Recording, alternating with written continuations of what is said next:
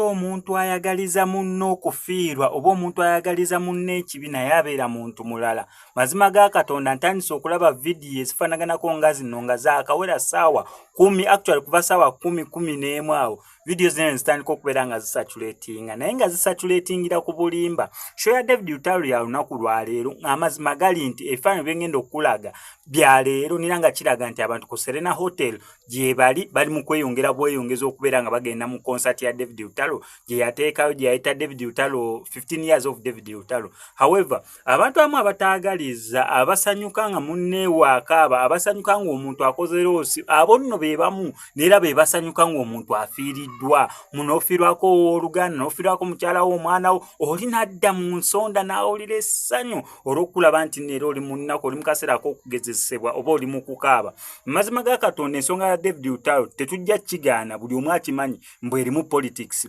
olw'ensonga kigambibwa mbu lwakingamba mbu kubanga David Lutalo tavangayo n'ayisa linnya lya Bobi Wine Kyagulanyi Center mu kamwa mbu gwe ngamba ensonga eno ng'omuntu anaabira direct nga Bobi Wine wava n'agamba nedda mwami Museveni kino no kitereeza neera ensonga eno eri bweti ne bweti egenda wa mwami Museveni. David Lutalo tavangayo gamba mu ensonga eno neno Bobi Wine Robert Kyagulanyi Center mu ngigamba gwe. However, abantu bakimuteekako munne era National Unity Platform simanya biki takolaboratinga nayo batagiwagira bo ne bateekawo embeera ey'amaanyi naye nga amazima gali nti omuntu obutawagira National Unity Platform si musango nga neera omuntu gyali eyo nga tawagirangako NRM tegubangako musango oliye nga FDC oliye nga wa DP ogwo si musango naye muntu n'avaayo n'akola n'obutambi obw'obulimba obutuusa okubeera nga ajaguza mbu David Lutalo afiiriddwa mu concert ye ate ovuwiki kyatunda nga si kituufu. Mazima ga Katonda tulina otandika okweyagaliza ge mazima kubanga ne Robert Kyagulanyi Center avaayo n'akyogera lwatu nti abantu abavuma abantu nga babavumira mu linnya lya National Unity Platform oba People Power oba balala ne bagenda okugireegirira oba okusanyukira oba n'okuvuma byonna Robert Kyagulanyi Center asiiba abivumirira n'agamba n'abo babikola mu linnya lya National Unity Platform People Power naye si kirungi okukola ekintu ekifaananako nga bwe kityo. Mazima ga Katonda nyinza okusaba yakatambikamu Bobi Wine ng'avuma president w'eggwanga erya Uganda nga tikaliyo just Bobi Wine avaayo kwogera nsonga z'entuufu yezawulira mu ntuufu ng'azoolekeza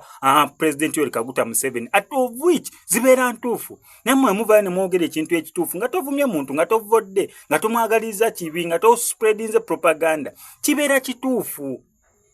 Ninga ayombyemu naye nga siyombye. David Lutalo tumwagaliza concert ennungi of which already eri successful okusinzira mu nazagenzo wera sawa 11 nga abantu already bali ku red carpet bali mu kuyingira ku Serena Hotel okubeera nga baguzizaako naye okubeera nga agwezezza emyaka 15 ng'akuba endongo ate ng'era agisebugwawo avuddeyo okubeera nga akunaazaako ennaku gwe wenna ayita mu kusoomozebwa okw'enjawulo ng'akulombereddwa olina bizibu bya business onoonya mulimu visa relationship ebizibu byonna ebyenjawulo ajjasobola bulungi nnyo okubeera nga akulombereddwa ng'omukubirako ku namba ye ey'essimu mukwatagane.